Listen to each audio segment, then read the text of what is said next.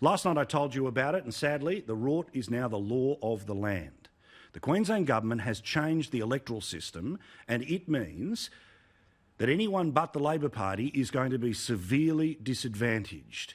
It was celebrated today by the media who bothered to report it, including Channel 2, that this is game-changing legislation. This is what the Attorney-General, Edith Diath, has had to say, Yvette Diath rather. My hope is that this will lead to politics being a battle of ideas rather than a battle of bank balances. Well, OK, Dale, let's actually have a look at what happened here.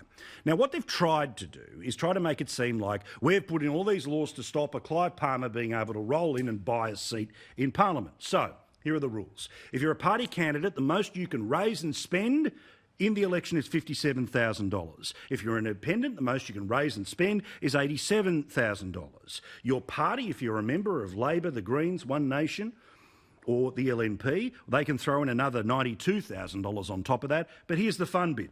Unions or third parties can also spend up to $87,000 in any one seat. Why does this matter? Why is this the rort? Because the Labor union movement in Queensland is pretty strong. There are 20 different unions in the state of Queensland. Each and every one would be able to, in any one seat, spend $87,000. So here's what's happened. The law of the land, under the guise of keeping Clive Palmer out. Union spending power, if all 20 of those unions decided to max out what they can spend in any one seat, it's $1.7 million. Compared to a political candidate for, say, the Greens, the LNP, One Nation, Clive Palmer, anyone but the Labor Party, the most they can hope for is $149,000 being spent in the seat. Do you see what the problem is here?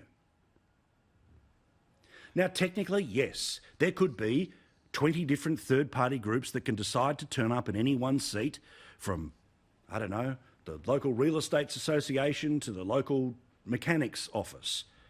But there's not going to be 20 of them.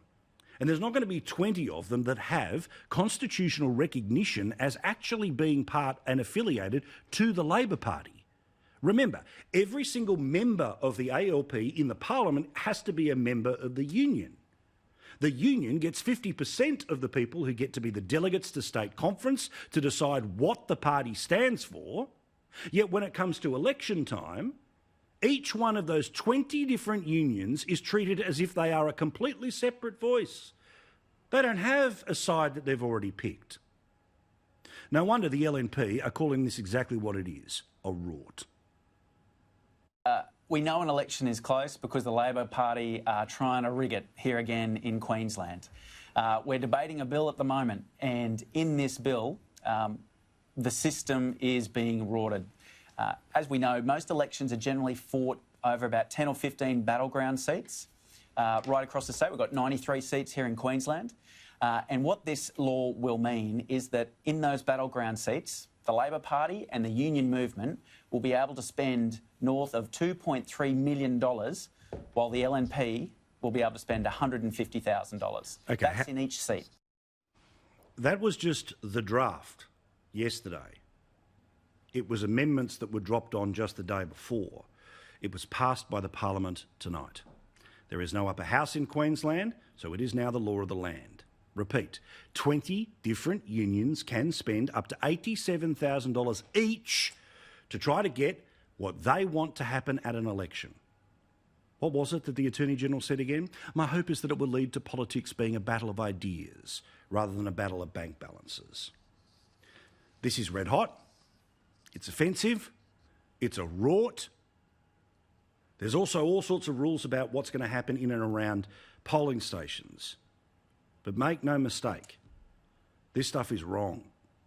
This is stuff that people can bitch and moan about tomorrow, next week, and in the next month. But where were they when this was going through the Parliament? Oh, that's right. They were running the grabs of the Premier, talking about Baz Luhrmann.